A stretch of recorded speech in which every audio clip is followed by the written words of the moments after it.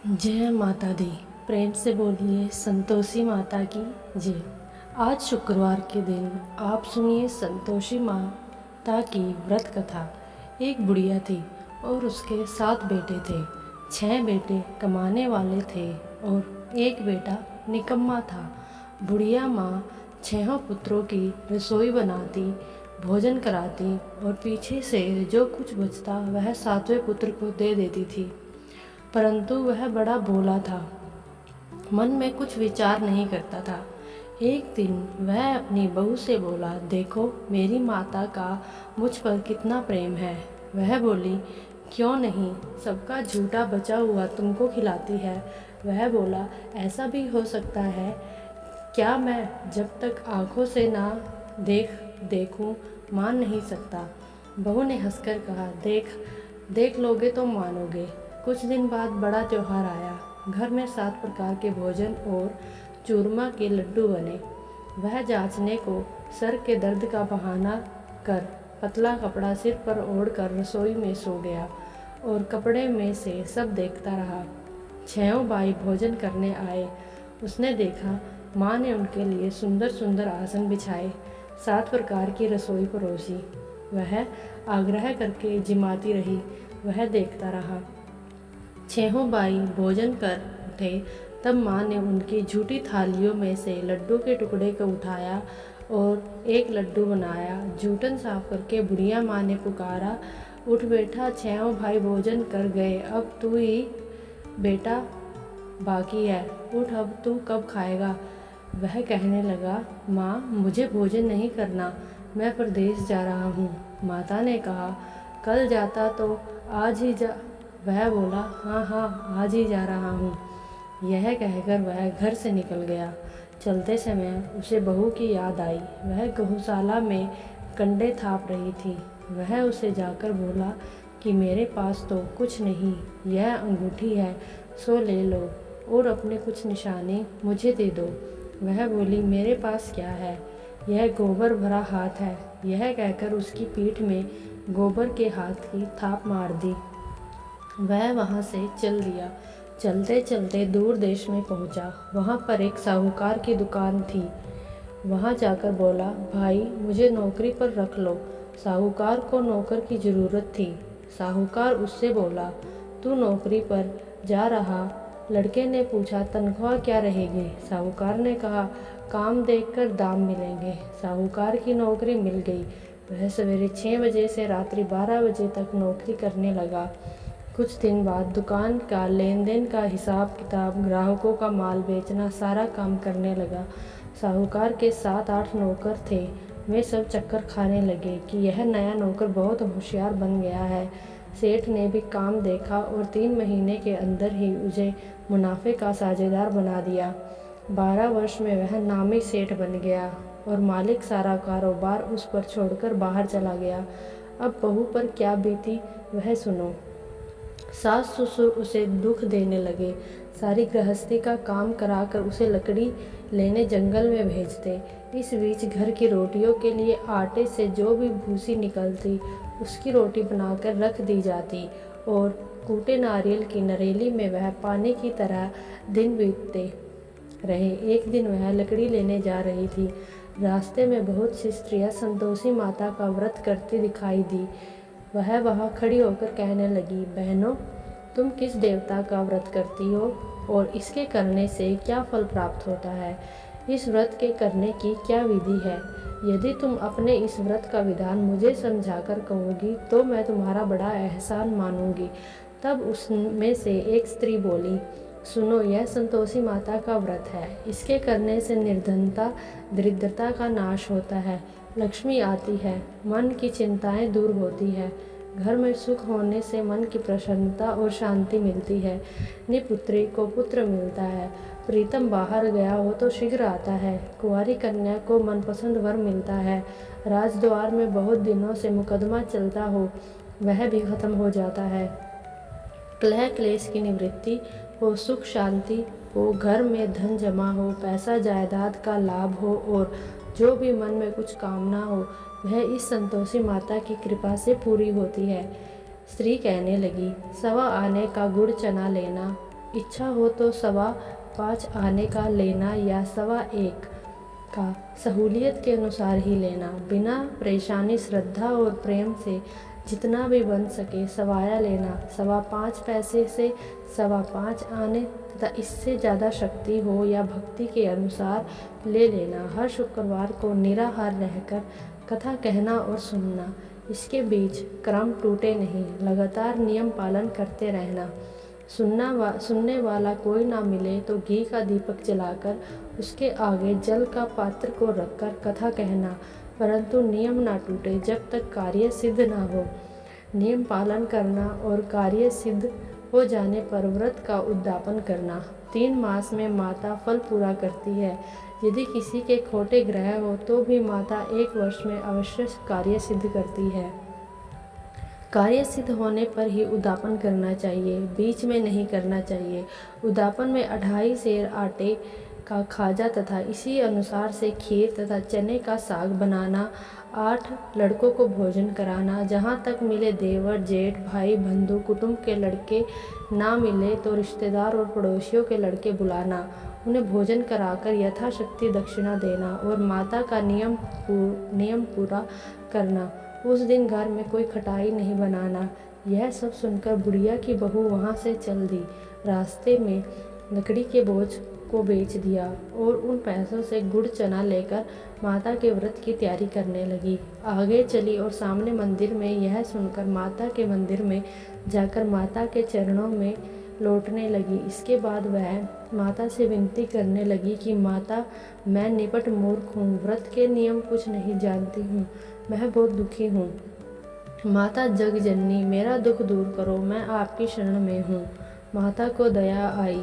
एक शुक्रवार बीता, दूसरे शुक्रवार को ही उसका पति का पत्र आया और तीसरे को उसका भेजा हुआ पैसा भी वहाँ आ पहुँचा। यह देखकर जेठानी मुँह सिकोड़ने लगी। इतने दिनों में इतना पैसा आया, इसमें क्या बढ़ाव है। लड़के ताने देने लगे कि काकी के पास अब पत्र आने लगे, रुपए आने लगे, अब तो काकी को की खातिर बढ़ जाएगी, अब तो काकी बुलाने से भी नहीं बोलेगी। बेचारी सरलता से यह कहती कि भैया पत्र आएगा, रुपए आएंगे तो हम सबके लिए अच्छा है। ऐसा कहकर आंखों में आंसू भरकर संतोषी माता के मंदिर में आकर मातेश्वरी के चरणों में गिरकर रोने लगी। माँ, मैंने तुमसे पैसा नहीं मांगा, मुझे पैसे से क्या काम है, मुझे तो अपने सुहाग से काम है, मैं तो अपने स्वामी के दर्शन और सेवा मांगती हूँ। तब माता ने प्रसन्न होकर कहा, बेटी जा, तेरा स्वामी आएगा। यह सुनकर खुशी से बावली होकर घर जाकर काम करने लगी। अब संतोषी माँ विचार करने लगी कि भोली पुत्री से मैंने कह तो दिया कि तेरा पति आएगा, पर वह आएगा कहाँ से, वह तो इसे स्वप्न में भी याद नहीं करता। इसे याद दिलाने तो मुझे ही जाना पड़ेगा। इस तरह माता उस बुढ़िया के बेटे के पास जाकर स्वप्न में प्रकट होकर कहने लगी, साहूकार के बेटा सोता है या जागता है। वह कहता है, माता सोता भी नहीं हूँ, जागता भी नहीं हूँ, बीच में हूँ, क्या है, क्या आज्ञा है, कहो। माँ कहने लगी, तेरा घर बार है या नहीं। वह बोला, मेरा सब कुछ है माता, माँ बाप भाई बहन बहू, क्या कमी है। माँ बोली, पुत्र, तेरी घरवाली कष्ट उठा रही है, माँ बाप उसे दुख दे रहे हैं, वह तेरे लिए तरस रही है, तो उसकी सुध ले। वह बोला, हाँ माता, यह तो मुझे मालूम है, पर जाऊँ कैसे, परदेश की बात है, लेन देन का कोई हिसाब नहीं, कौन जाने रास्ता नज़र नहीं आता, कैसे चला जाऊँ। माँ कहने लगी, मेरी बात मान, सवेरे नहा धोकर संतोषी माता का नाम लेकर घी का दीपक जलाकर दंडवत कर दुकान पर बैठना। देखते ही देखते तेरा लेन देन चूक जाएगा, जमा माल बिक जाएगा, सांझ होते होते ढेर सारा धन लेकर घर जाएगा। अब तो वह सवेरे बहुत ही जल्दी उठकर मित्र बंधुओं से अपने सपने की बात कहता और वह उसकी बात अनसुनी करके खिल्ली उड़ाने लगे। वही सपने भी सच होते हैं। एक बूढ़ा बोला, देख भाई, मेरी बात मान, इस तरह सच झूठ कहने के बदले देवता ने जैसा कहा वैसा ही करना, तेरा क्या जाता है। अब बूढ़े की बात मानकर वह नहा धोकर संतोषी माता को दंडवत कर घी का दीपक जलाकर दुकान पर जा बैठता है। थोड़ी देर में वह देखता है कि देने वाले रुपए लाए, लेने वाले हिसाब लाए, कोठी से भरा सामानों के खरीदार नगद में सौदा करने लगे। शाम तक धन का ढेर लग गया। मन में माता का नाम लेकर प्रसन्न होकर घर जाने के वास्ते गहना पहन कपड़ा सामान खरीदने लगा। यहाँ के काम से निपटकर घर को रवाना हुआ। उधर बहू बेचारी जंगल में लकड़ी लेने जाती है। लौटते वक्त माता जी के मंदिर पर विश्राम करती है। वह तो रोज रुकने के स्थान ही था। दूर धूल उड़ती देख वह माता से पूछती है, माता यह धूल कैसे उड़ रही है? माँ कहती है, हे पुत्री, तेरा पति आ रहा है। अब तो ऐसा कर, लकड़ियों को बोझ बना ले। एक नदी के किनारे, दूसरा मेरे मंदिर पर और तीसरा अपने सिर पर रख। तेरे पति की लकड़ी का गट्ठा देकर मोह पैदा होगा। वह यहाँ रुकेगा, नाश्ता पानी बनाकर खाकर माँ से मिलने जाएगा। तो लकड़ी का बोझ उठाकर जाना और बीच में चौक में गड्ढा लाकर 3 आवाज़ें जोर से लगाना। लो सासू जी, लकड़ियों का गट्ठा लाई हूँ। भूसू की रोटी, 2 नारियल के खोपड़े में पानी दो। आज कौन मेहमान आया है? माँ की यह बात सुनकर वह बहुत अच्छा माता जी कहकर प्रसन्न मन होकर लकड़ियों के 3 गट्ठे ले आई। एक नदी के तट पर माता के मंदिर पर रखा। इतने में वह मुसाफिर आ पहुंचा। सूखी लकड़ी देखकर उसकी इच्छा हुई अब यहीं निवास करे और भोजन बनाकर खा पीकर गांव जाए। इस प्रकार भोजन बनाकर विश्राम कर गांव को गया। उसी समय बहू सिर पर लकड़ी का गट्ठा लिए आती है। उसे आंगन में डालकर जोर से 3 आवाज़ देती है। लो सासू जी, लकड़ी का गट्ठा लो, भूसी की रोटी दो, नारियल के खोपड़े में पानी दो। आज कौन आया है? यह कहकर उसकी सास अपने दिए हुए कष्टों को भुलाने हेतु कहती है, बहू ऐसा क्यों कहती हो? तेरा मालिक ही तो आया है।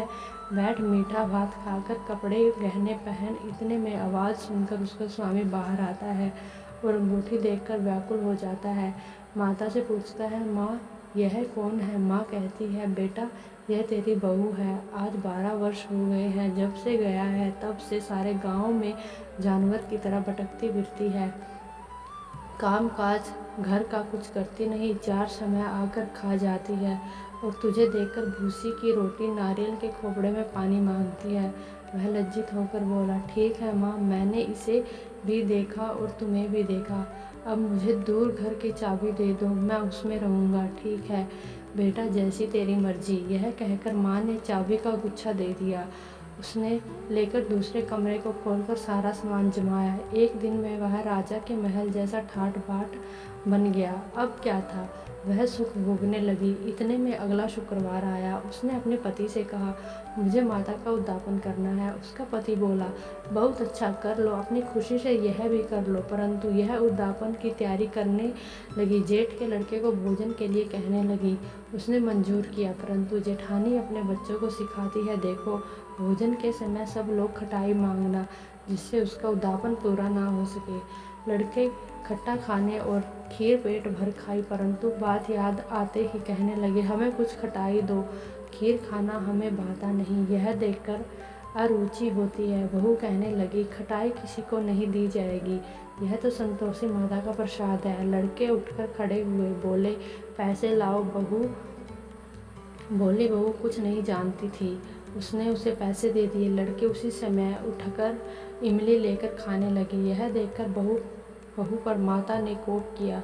राजा के दूत उसके पति को पकड़कर ले गए और जेठ जेठानी मन माने खोटे वचन कहने लगे। लूट लूट कर धन इकट्ठा कर लाया था, सो राजा के दूत उसे पकड़कर ले गए। अब सब मालूम हो जाएगा जब जेल की रोटी खाएगा। बहू से यह वचन सहन न हुआ। रोती रोती माता के मंदिर में गई और बोली, हे माता, तुमने यह क्या किया?